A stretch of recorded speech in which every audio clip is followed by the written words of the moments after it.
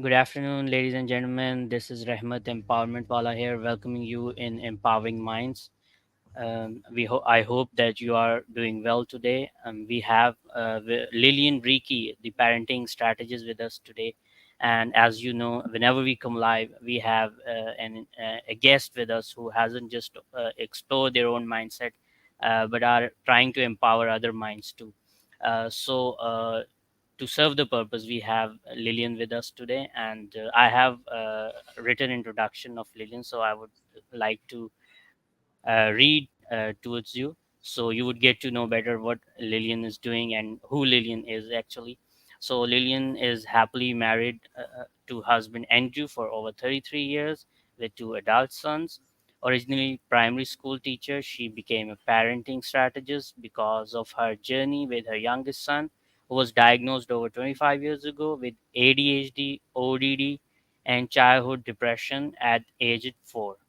Lillian and her husband Andrew decided to take a more holistic approach to helping their son after medication was recommended on several occasions for both her youngest son and herself. It is this very journey and the roller coaster ride that they have experienced over the years that makes them so relatable to so many families struggling with their children today. Over the past 25 years, Lillian has been featured many times on TV, radio, and as an expert guest on parenting summits and podcasts. She has written 6 books based on her family's journey and has also conducted many hundreds of seminars, workshops, and courses, both live and online. Lillian has a huge passion for empowering parents to enjoy happy and healthy children and relationships. She now partners with her eldest son, who is a naturopath, herbalist, and nutritionist, and conducts online masterclasses and parenting courses. Being a mom of now an adult son who was diagnosed in preschool, she has many years of experience and now specializes in helping other parents and caregivers of children who are neurodiverse or who have special needs. She teaches all caregivers, parents, and educators to develop positive and heart centered relationships and to help nurture, grow emotional stability, and social connection with their children.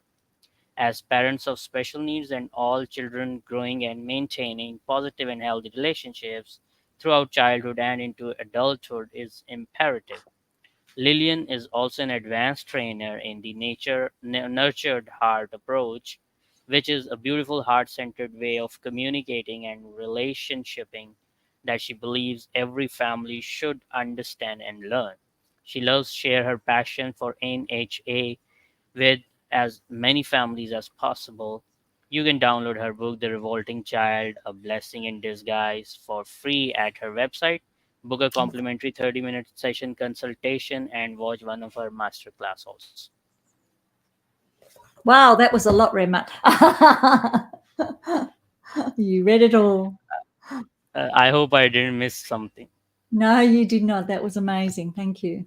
So, thank you so much, Lillian, for giving me your precious time and showing your appearance in Empowering Minds to empower our minds. Thank you so much. You're very welcome. And I love the name of your podcast. That's really that is amazing. I love it. Yeah.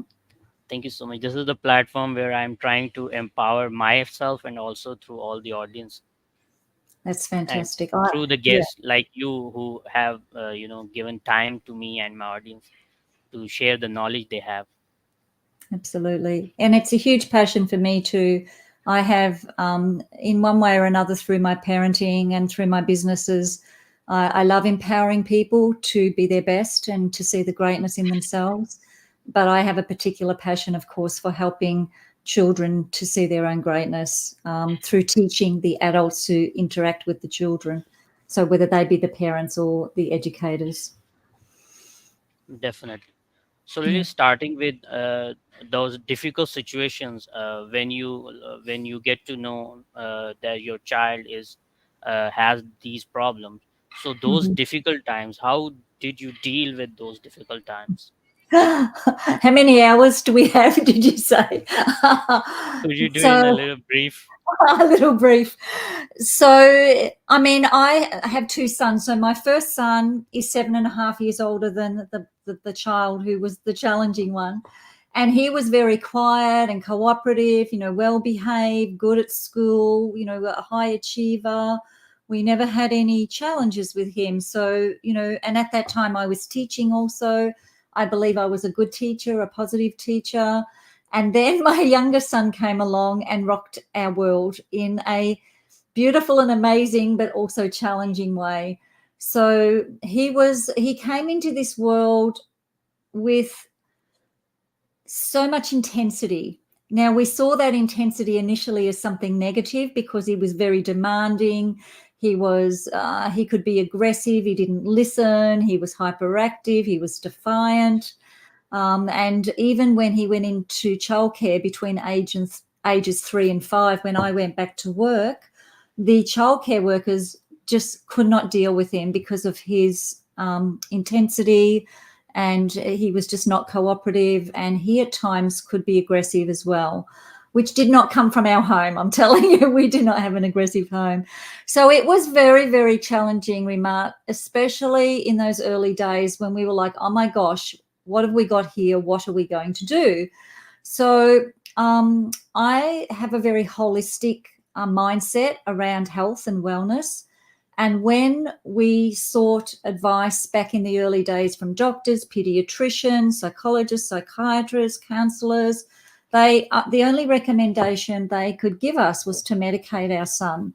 And for my husband and I, that just was not an option we wanted to take.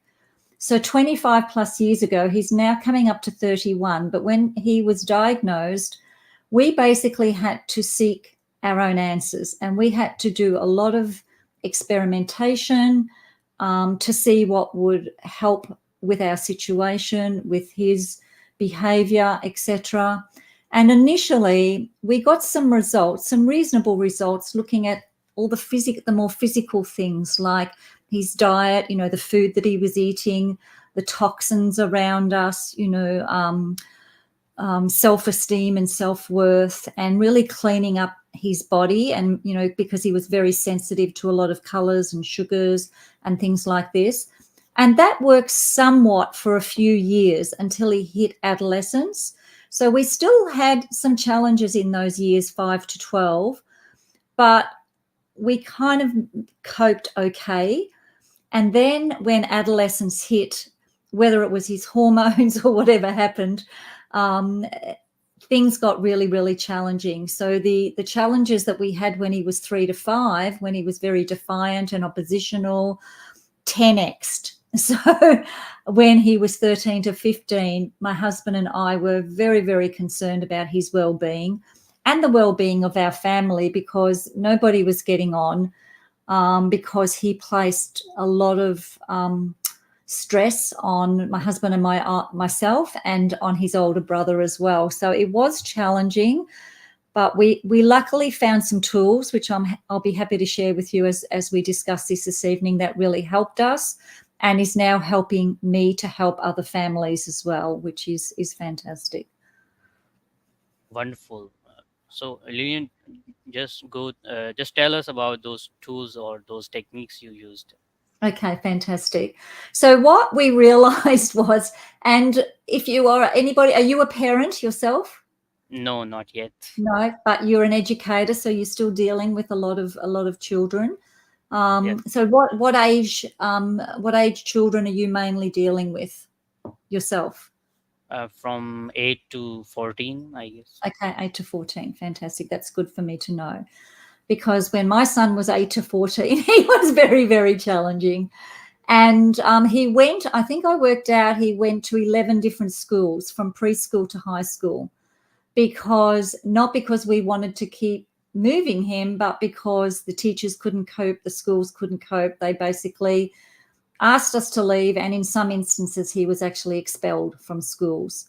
So it would have been wonderful to have an alternative school, perhaps like your own, who really embrace, children's, greatness and and so forth. But unfortunately, a lot of schools, I don't know what it's like over there, but here in Australia, they're very sort of set in their ways. And we do have some good alternative schools, but we really struggled to find a school that our son could thrive in. So we started to realise that it wasn't necessarily about our son. So a lot of parents who have challenging children come to me and say, can you help me fix my child? My child is challenging. My child doesn't listen. My child is disrespectful, etc. But what we actually learnt, and this was through a parenting coach that we actually found when our son was 14 to 15, was that it was about how we respond and react to our son and his challenges. Remark, some kids come into this world where they're driven more by relationship and connection, and other kids are driven more, so we call those the heart kids. They're really driven by wanting to connect with people and relationship with people. And those kids are not so concerned about approval. They just want that relationship. And what happens is a lot of these kids who are very intense and who are heart driven seek that relationship, and we adults, sadly and unfortunately in many instances, are giving them that connection and that relationship in a very upside down way. Now, what I mean by that is that instead of giving them that connection and relationship when things are going well, when they're following the rules, when they're making good decisions, when they're being kind, cooperative, thoughtful, listening, and all of those sort of things. And in those instances, we might give them a bit of what we in the Nurtured Heart approach call junk food praise. We might just say, good job, well done.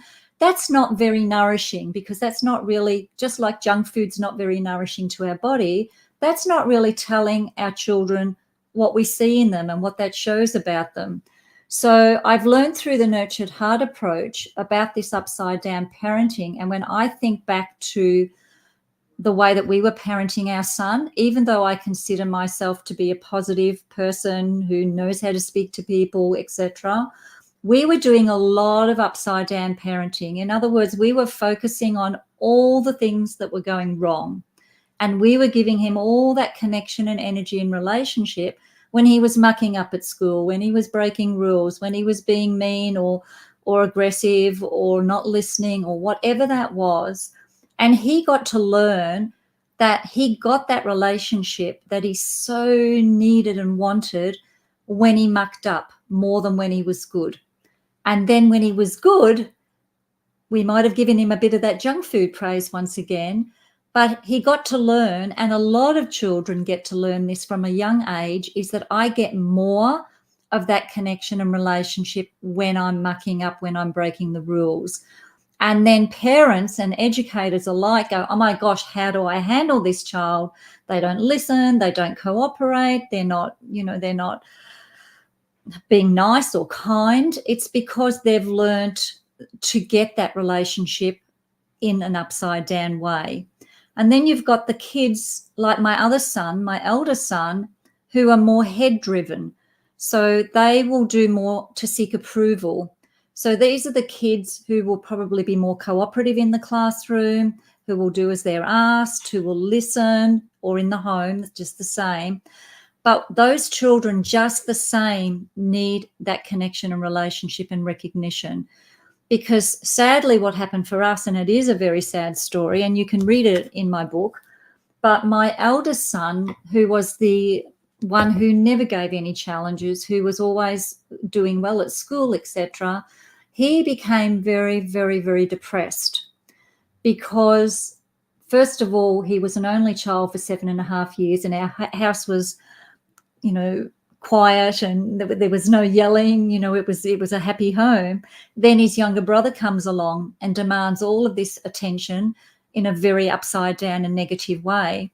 So my good son, not that they're good or not good, but my cooperative and well-behaved son, instead of acting out, I guess, he became depressed. And he became depressed to the point when he was age 13 that, and this still breaks my heart to say, is that he attempted to take his life at age 13. he put a noose around a tree, and he was at that point where he just couldn't live in our house anymore because it was so bad, because of his younger brother. And because my husband and I were so overwhelmed dealing with his younger brother, he got very little connection and relationship from us because he was playing quietly, he was playing with his Lego or reading his books, which he'd do for hours.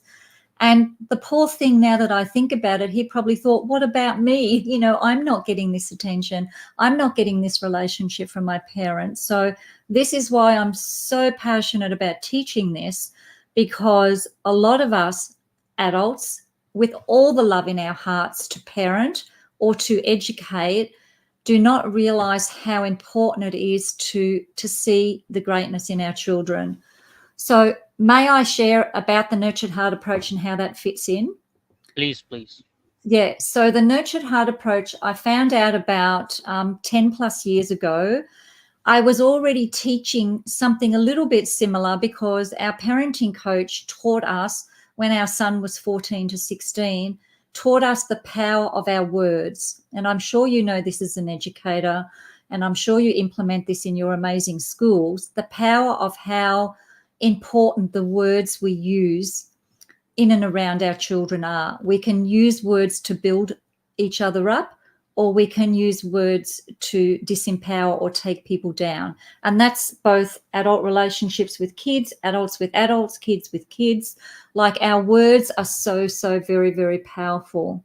So when I learned about the nurtured heart approach, I'm like, why didn't I get this? Why didn't I understand this? I'm an intelligent person, I'm a teacher, and I didn't make that connection of the way we were relationshiping and connecting in such an upside down way, focusing so much on all the things our son was doing wrong, instead of looking for the times he was, even moving a little bit closer towards being cooperative.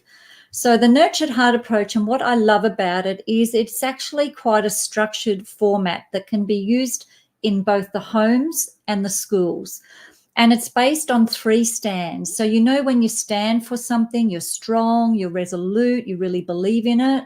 So the stands are absolutely no, absolutely yes, and absolutely clear. So absolutely no means I am not going to give my attention, connection, and relationship to things going wrong. So I use this analogy like with a watering can, and it's a good analogy because it's a visual for people. So if you imagine you've got all your plants or your herb garden or your veggie patch, and you want to go out into the yard to water. Now, you're not going to purposefully fill your watering can with nice rich water, put in some plant nutrients. You're not on purpose going to go and water the weeds, because we don't want the weeds to grow. We want to water the plants or the flowers or the herbs or the veggie patch. So it's the same in our parenting. We are watering, giving the attention, the connection, and the relationship to the things we do not want to grow. The disrespect, the not being cooperative, the not doing their homework, the not listening, the annoying their sibling or being disruptive in the classroom perhaps. And we're giving that more attention and more energy and more connection. Now, it's not that we're saying to the teachers, educators, or the parents to ignore inappropriate behavior, but we're not wanting to give it more attention. Because what we're wanting to give the attention to is in our stand 2, which is absolutely yes, which is showing the child or the person that we see them in that moment. We see the great qualities they're showing. We see the greatness that they're exhibiting. So say, for example, a child is normally disrespectful to their parent or to an educator or to a peer, and we might be trying to teach that child, oh, it's not nice to speak like that, it's disrespectful, and even in a calm, gentle voice. But what we're doing is we're giving more attention to the thing we don't want to grow, that watering can analogy. What we need to do is look for the opportunities in that example of respectfulness, of when that child, who is normally quite disrespectful, take some steps towards being respectful, who maybe even if they were angry a few minutes prior and they were saying inappropriate words and they were being disrespectful, but now they're stopping and they're looking at you and they're listening and their eyes are looking at you. So even though that child could have been disrespectful only moments ago, I could now say, let's say it was you, Remat, I know you were upset with your sister. I know she ruined your game and you got angry and you said some words to her that were not nice. I understand that, but here you are now. You've calmed yourself down. You're showing a lot of self-control and you're being really respectful in this moment because I can see you're looking at me and you're listening, and that shows a lot of respect. Now, mostly the parent or the educator would be focusing on the thing they've done wrong, upsetting the sister, kicking the puzzle or whatever they did. What we want to do is focus on what they're doing right. So we want to look for even sometimes the baby steps of things they're looking to do right. Because if I was to ask you or any educator or any parent, give me a big list of things that you would like to grow in your children, you would probably say things like being resilient, respectful, resourceful, kind, compassionate, adaptable, all of those things that you would want to grow in the children that you're dealing with, whether they be your children or your students. They are the things that we have to give the attention to. And we have to use every opportunity to let the child know, and particularly if they're a more intense child, particularly that more heart-driven child, we have to let them know that we see them for the greatness that they have in them. We are not just focusing on the things they're doing wrong, because a lot of these kids, particularly those more heart-driven kids who really seek that connection and relationship, they will do anything to get it. And they will, I don't know what it's like in your schools, maybe you have better behaved children, but generally speaking here, a lot of children in schools are mucking up and not behaving because that's how they're getting that approval. And they learn that that's how they get the approval. And then the head kids are still missing out because the teacher or the parent is so busy focusing on the kids who are seeking that attention and connection that they're missing out as well. So it's lose-lose for everybody. Whereas when you learn the nurtured heart approach, we are looking to build the greatness in all of our children. In the nurtured heart approach, we call it building inner wealth. So if you can imagine, just imagine every one of your students when they come into your school, come with an empty portfolio. Now, I don't mean a physical one. Well, you can think of it as a physical one, but an abstract one. And in that portfolio, we're wanting to put the things into their portfolio that we want them to take away in a few years' time when they leave the school or when they go out into the world and start, living as an adult. We want to put in all of the things that we talked about before, that they have great self-control, that they're resourceful, that, that they make great decisions, that they're kind, that they're empathetic, that they're respectful, and all of those things. And we want to keep building that portfolio. We call it a portfolio of greatness because that's what we want the child to take away. Unfortunately, and I've been doing this work now for 25 years, I see so many young people, especially in that age group you just shared with me, coming into preteen and teens. They have a portfolio of I'm not good enough. I can't do it. Nobody understands me. I can't get it right. They don't feel seen. They don't feel heard. They don't feel understood. They know their parents love them. They know their educators are there for them, but they don't feel acknowledged. So when you switch that language around, it makes such a huge difference. And I'll share a quick little story with you, which will help to illustrate this. So this was my third book. I'd already written 2 books, and my husband and I were already, this is the Revolting Child book, which is my favorite out of the 6. My husband and I were already very well known. We were lecturing all around the country about parenting, about health and wellness. And when I wrote this book, I wasn't yet ready to share our whole story because this is very personal. If you read this, most people say, I can't put it down. It's about a 4-hour read and they just keep reading. It talks about our journey from my pregnancy right through until my son was just short of 16. So what actually happened was when he was 14 and a half, we hit rock bottom with our relationships. He was either going to run away from home, he was getting kicked out of school, he was in trouble with the police, he was making bad choices, hanging around with the wrong kids. He was just doing everything that he shouldn't be doing. Yet my husband and I are good people. We live in a functional, loving home. And so with our parenting coach, we made a lot of changes.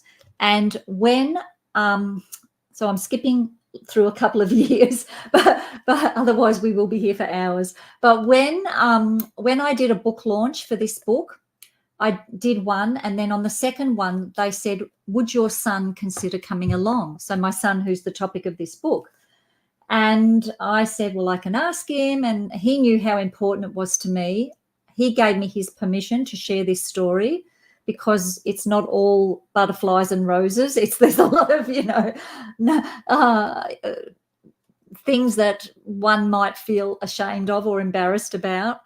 But he came to this book launch, and the reason I'm sharing this story is I think it's so powerful because imagine this. Imagine your child is totally non-cooperative, getting in trouble all the time, kicked out of school, making mistakes, taking things he shouldn't have, use your imagination, doing things he shouldn't have, use your imagination, hanging out with kids he shouldn't have, skipping school all the time, fighting at home, all of that sort of stuff.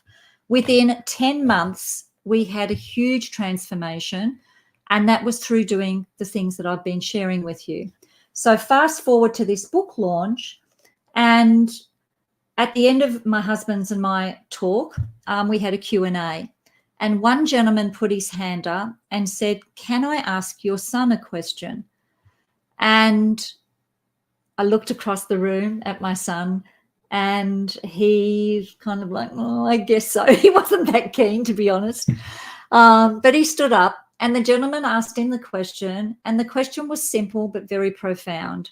He said, we've just heard your parents' story and their journey and your family's journey and where you were just so 10 months earlier, he got kicked out of school at 15. He was not allowed back into that school. There's another whole lot of stuff that happened in between, but let's just leave it at that for now. It's a complex story. So he'd been kicked out of school. All of this negative stuff was happening. Then in 10 months, we had a huge transformation. And when the gentleman asked that question, what was it that took you from, where things were to where we see you today? And I could see my son's mind just, for a few seconds just tick over. And then he said something so, once again, simple but profound. He said, when I saw the effort that my mum and dad went to be the best parents they could be, I just wanted to be the best son. So anybody who's heard me speak, they're going to hear that story over and over and over because it's so powerful, because our kids, whether you're the educator or the parent, in the nurtured heart approach, we call it the favorite toy. So whoever the favorite toy is in that moment, it could be at home with mum or with dad, or it could be in the school with the teacher. So the kid, whoever the favorite toy is who the kid is going to try and get that connection and relationship from. So when our son saw us go to such extreme efforts to be better parents, better communicators, and really stop and see him for his greatness, instead of focusing on all the negative stuff that we were prior. I don't know why I didn't get this, but we were doing it so upside down, even with all the love in our heart. For years we'd been trying to help him. We just didn't know the answers. And then so he wanted to be a better son. And let me tell you now, Rema, he's 30 years old. He is a beautiful human being. He loves his dad and myself so much. He gets on with his big brother. They're in business together. My husband and I, we're all in business, various businesses together. We're quite an entrepreneurial family. Between us, we have 4 or 5 businesses, and we're all interconnected, helping each other in the businesses. And everybody gets on so well together because we took the time to understand what we needed to do to connect in relationship with each other. So I'm getting right off track of the 3 stands, but that's stand 2. So the stand 2 for me is the really important part, because that's where we're building each other up. And it's not just building up the children, it's building up each other. It's building up the adults. I speak to hundreds of parents, and 99% of those parents are stressed, overwhelmed, at their wits' end. And so I've got to help build them up as well. So it's not just about helping the parents to help the children, but we have to help the parents to see the greatness in themselves as well. And I know there are even educators out there who don't acknowledge their greatness, or who don't feel that within themselves. So we need to acknowledge each other. I was just talking with my neighbour earlier today. I said, "Oh, how was work today?" She said, "Terrible." She said, "My boss is so negative. He's always saying negative things. He never encourages me. He's always telling me what I'm doing wrong and picking on me." If that employer only understood, if he used words of encouragement and acknowledgement and recognition, she would be his star employee. Like, she would want to give more because she's being seen and recognized. But because she's coming home on Friday night after having a terrible week because her employer is treating her badly, a lot of adults don't get this. We need to treat each other respectful. If you want respect, we need to be respectful to each other. So stand 3, I'm going around and around, but stand 3 is absolutely clear. Now, with children particularly, we need clarity. We need rules, we need consequences, and we need a structure, because if kids don't know when a toe's over the line, they're not going to know. And we use the story of the video games. So Howard Glasser, who is the founder of Nurtured Heart Approach, it's been around for 30 years. It's in India. I know there are some people in India. I'm not sure about Pakistan, but it's all around the world. And he uses a lot of story analogies. So the story I love to explain the reset is the video game theory. So I'm sure your children at your school are familiar with video games, and kids know when they play a video game, if they make a mistake or muck up. I don't understand video games very much. I've never played one. But if you get kicked out of the game for whatever reason, you get shot, or I don't know how the games work. But the thing about a video game is when you get kicked out of the game, you can reset and come back into the game again, right? And then the game is not going to nag at you. It's not going to tell you off. It's not going to send you to your room. It's just going to allow you to reset and come back into the game again. So what we do is we teach the children to self-regulate. So when they've made a mistake, when they've broken a rule, instead of go to your room, do this, extra chores, extra lines, classes after school, or whatever the situation is, we teach the children to self-regulate and to reset so they can get back into the game. Like, if you think of the video game analogy, back into the game as quickly as possible.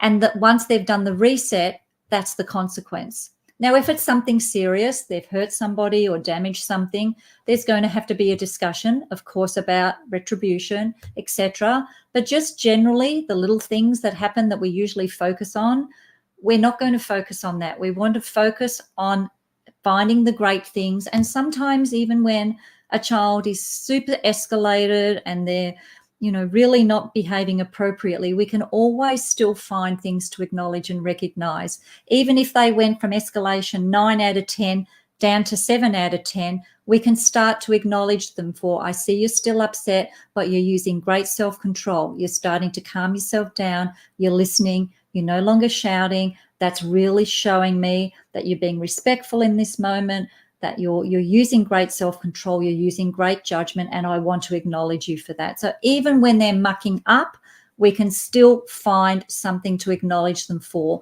So we want to constantly be building that portfolio of greatness. We want to be building their sense of who they are.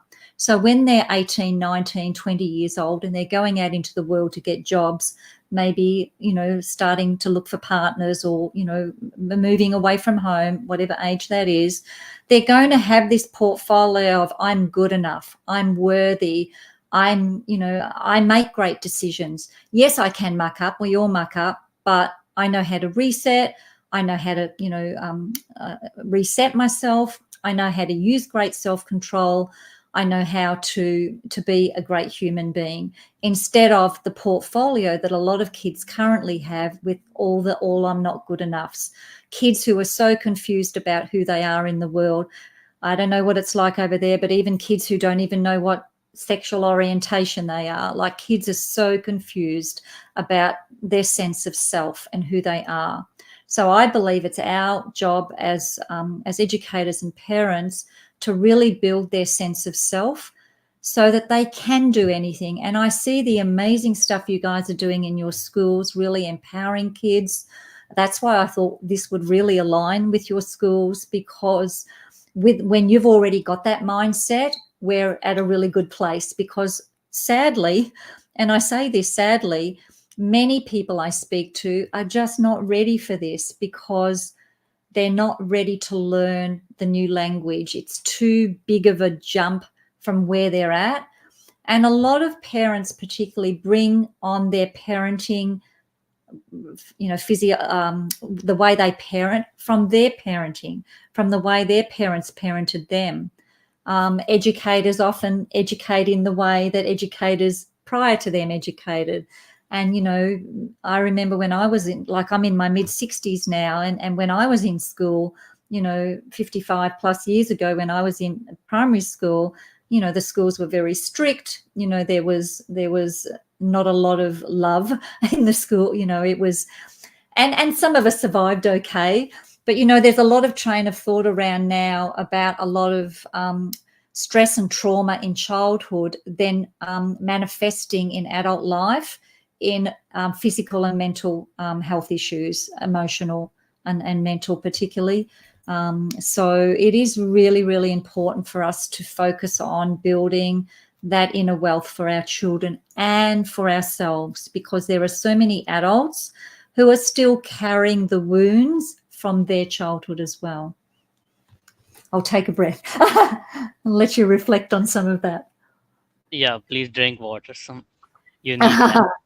Thank Uh, you. so the answer from your son was really profound, from to that journalist. I really liked that and really touched me. Wonderful Mm. that was. And I would like to, ask you. I'm sorry if this is repeating, but many have these problematic, I guess, children, which Yes. are not very well according to our norms. So, would you Mhm. please give us bullet points that the parents should do this to deal with these kind of children? So it would be Absolutely. more easy if someone is watching you. So just give us Absolutely. those 5, 10 bullet points. Sure. So first of all, establish, do you feel your child is more heart driven or head driven? So are they the child who really seeks that connection and relationship, or are they looking more for approval? Although both of them need the same thing, but the heart driven kids who are really always seeking that connection and relationship and attention, we need to deal with them a little bit differently, because they will literally break every rule to get that connection and relationship. So really, my bullet point tips would be, first of all, be very aware of what are you watering. What are you giving attention, connection, and relationship to? Every word that comes out of our mouth is empowering or deflating, as I said before. So as both a parent and an educator, we can literally make or break who that child will be when they're an adult. And it could be the situation that they have a very challenging home life, for example, where there's not a lot of harmony in the home. There could be an educator who helps that child to believe in themselves. Or it could be the other way around. They're having a hard time at school, but their parents really believe in them and build them up. So the way we speak to our children, not giving energy to the negative, is the big thing. And for a lot of people, it's kind of like learning a new language. Now, if I was trying to learn your language, which I know none of, I only speak one language, which is English, so I'm not multilingual, but Nurtured Heart, I call it a language as well. So when people are learning the Nurtured Heart approach, it's like learning a new language. You can't learn a new language in 1 hour or 1 day or 1 week, or probably not even 1 month or 6 months. It takes time. So when I do my courses, my clients stay in my course as long as they want. It's a rolling course. They can stay in it for 6 months, 12 months, 2 years. Two of the people on last night, one lady's been in the course for 2 years, one for about 9 months, and one other lady was brand new. People, it takes time to learn this new language, especially when we're so used to doing the upside down parenting.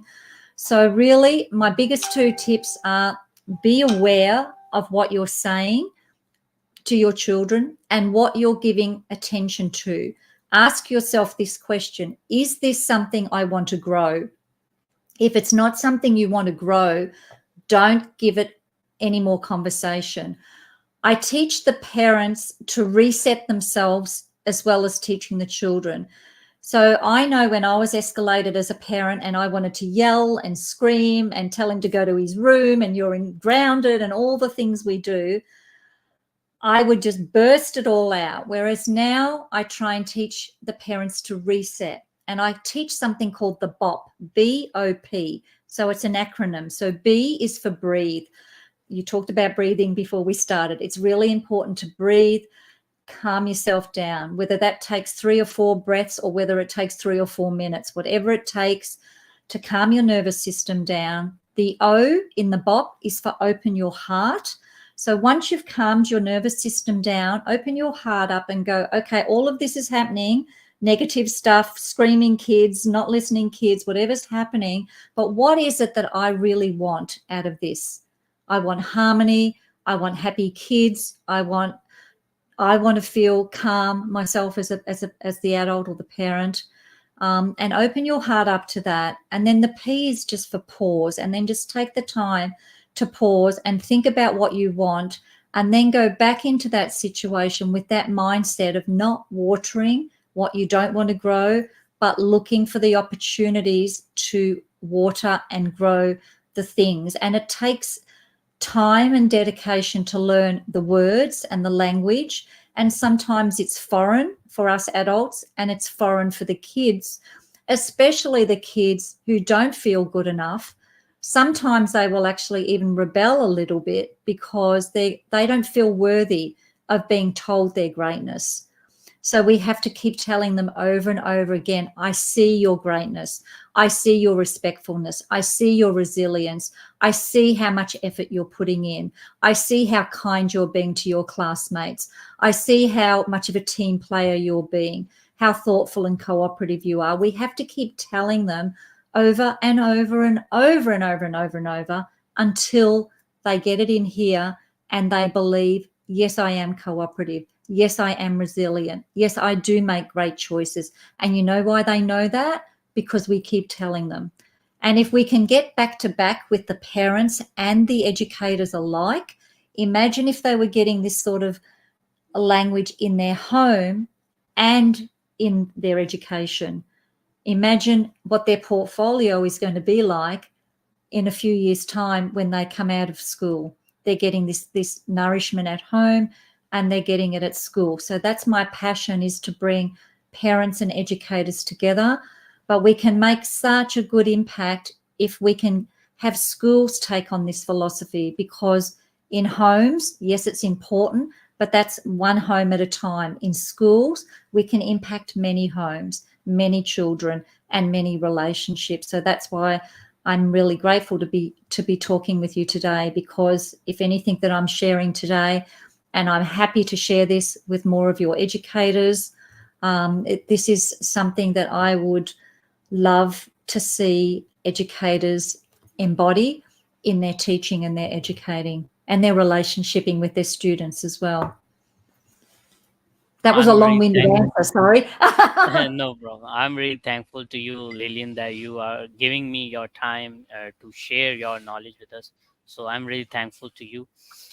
So if Well, someone, do you do this in online sessions, or do you do this in person? mostly online. I do some um, physical training in some schools, for example, but 95% of my work is online. I have people from all around the world who join my course because my course is it's an online portal where you can access all of the information and you can self-pace the course. So we have the Nurtured Heart book that you follow, and we have a physical workbook as well. And then every fortnight, every second Thursday night, we have a live session where anybody who's learning this material can jump on and discuss, ask questions, share, get advice from other people on the call. Like last night, for example, the lady who was brand new to this was getting so much good advice from the other two parents who have already become experienced. So yes, it's mostly online in answer to your question. I also do one-on-one sessions on just online on Zoom as well. So people who want to do a one-on-one session. However, I feel that the course with the group sessions is really great because it's not just me talking to the one parent, but they get to know the other parents and they all share ideas. So that works really well. Some people prefer to do one-on-one stuff. Other people really enjoy the group stuff. So I do a bit of both. Mainly I do the group work. But it's all online, which means, I can speak to anybody. I'm happy if somebody is listening to this and they're like, I really want to know more. I will offer you to offer your listeners a free one-on-one session so that we can have a one-on-one chat so that I can learn about the particular situation of this family or this, school, for example. I'm very happy to do that. Obviously, I can only do so many because there's only so many hours in the day, but I'm really happy to do that if I can. And otherwise, you've got all of my social media stuff there that you can share. People can connect with me on Facebook. I've got a parent support network Facebook page, and I've got several Facebook pages. And I could talk, in case you haven't noticed, I can talk about this topic with so much passion because it's something that I am very passionate about, and like I know you do through your work. I want to empower our younger generation to really that's why I love your title, Empowering Minds, because we are empowering them to be their best version of them. And I think that's what's important. And whatever that means to them, that could be something completely different to what we want for them as parents or as educators, but as long as we're empowering them to do something positive that they're passionate about, that we can really build up their portfolio of greatness. I have a lot of strategies to help both schools and families to work on building greatness with the kids. We can only cover so much in this one session. So, I'm happy to talk about that a little bit more another time if you wish. Definitely, I would love to. And thank you so much, Lillian. And everyone who wants to connect with Lillian, I would happily to guide you how to connect with Lillian, and I'll give her contacts in the description, so you could easily do that. So, Lillian, lastly, thank you so much for your precious time. Lastly, I would ask you, what advice would you give, a $1 million advice to our audience? $1 million advice. That's a great question. I think to always see the greatness in others, to look for the greatness in others, and not only to look for it, but to tell the person the greatness you see in them. Because when you are constantly looking and seeing for greatness in others, the law of the universe, the law of reciprocity, whatever you call it, is going to give more back to you. So by being grateful and for seeing the greatness in others, I think would be my biggest tip there. Amazing. That sums up really well this session, your advice, Lillian. Thank you so Thank much for you. your precious time and your appearance you have shown in empowering minds to empower our minds, and you did wonderfully well. Thank you so much, Lillian. Thank you so much, Remat. Appreciate the time too. Thank you. Thank So, ladies and gentlemen, you were watching Lillian Reekie from Australia. She's from Australia, and she was empowering our minds with the wonderful knowledge she has and the techniques she used. And I really appreciate that. And I hope you have learned so much from her as I did, and I have. So, you were watching me on my Facebook, my YouTube, my X, and my LinkedIn, Rahmat Empowerment Wala. Keep watching that for amazing content. And I would see you next time with next guest. Keep doing amazing things. Have a great day. Bye bye. Bye, everyone.